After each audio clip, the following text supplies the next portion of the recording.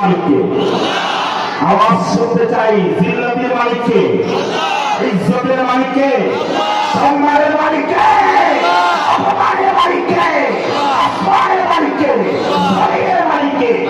আমাদেরকে অস্তিত্ব থেকে যিনি অস্তিত্ব দান করেছেন, ও সত্যম্বরের মুসলমান কণ্ঠ ছেড়ে শুনতে চাই দিদিকে আল্লাহর গোলামি করতে রাজি আছেন যারা আল্লাহ কবুল করুন বলি আমিন।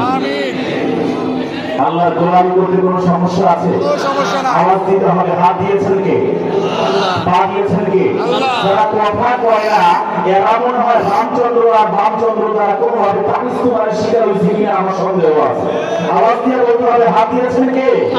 পা দিয়েছেন কে? চোখ দিয়েছেন কে? বলার জন্য বাক শক্তি দান করেছেন কে? শোনার জন্য শ্রবণ শক্তি দান করেছেন কে? চিন্তার জন্য দিমাগ দান করেছেন কে? পাহাড় পর্বত বৃক্ষ রাজি লতা আরো সুস্থির লৌহ জনম মানব জিন ইনসান মিলিত হয়ে গ্যালাক্সি বিহারিকা এই সব কিছুকে যিনি অস্তিত্ব থেকে অস্তিত্ব দান করেছেন যেই মহান রব, মুসলমান আওয়াজ দিতে হবে তার নামটা কি? আল্লাহ। আল্লাহর গোলামি করতে রাজি আছি তো ইনশাআল্লাহ? আজকের পর থেকে নষ্ট শয়তানের গোলামি ছাড়তে রাজি নাই কারা কারা হাত তুলে? দুইজন তিনজন হাত তোলা হয়েছে, চিন্তা করতেছে হুজুরের হাত তোলাইলে পজিটিভ ছাড়া নেগেটিভ তো চাইতো না, এর আগে বাকি তুলে রাখতে পারবে। ভাইরা সময়ের পরিসর অতি সংক্ষিপ্ত, দীর্ঘ পরিসরে পবিত্র কোরআনে কয়টা সূরা আছে?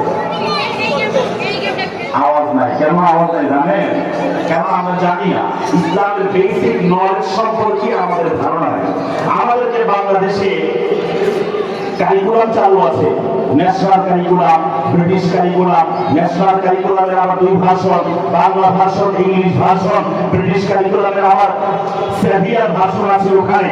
আপনার ক্যামব্রিজ, এক্সেল, দুবাই ভিত্তিক কানাডার কারিকুলাম, এত কারিকুলামের মাঝে elementary, primary, secondary, higher secondary, honours, masters, PhD level তথা প্রাথমিক, মাধ্যমিক, উচ্চ মাধ্যমিক, স্নাতক সহ উচ্চতর গবেষণামূলক যত পড়াশোনা আছে ওখানে কিন্তু ইসলাম নাই, কোরআন শিক্ষা নাই, ইসলামী শিক্ষা নাই। এজন্য আমার মুসলমানেরা বিসিএস ক্যাডার হওয়ার পরেও তারিখ পাঞ্জাবি জুব্বা পাগড়ি ঠিক মতো রাখে না। বিসিএস ক্যাডার হওয়ার পরেও যদি তাকে বলা হয় কালিমা সহি করে পড়ো, সূরা ফাতিহা সহি করে তেলাওয়াত করো, তায়াম্মুমের কয় ফরজ, ওযুর কয় ফরজ, গোসলের কয় ফরজ, নামাজ ভঙ্গের কারণ কি, ইমাম ভঙ্গের কারণ কি, জানাজার নামাজে কয় তাকবীর, কোন তাকবীরের পরে কোন কোন দোয়া করতে হয়, এগুলো কিন্তু উনি জানে না, ঠিক কি না? তাহলে এমন কি শিক্ষা ব্যবস্থা শতাব্দী কাল ব্যাপী আমরা প্রোভাইড করে চলেছি মুসলিম উম্মাহ?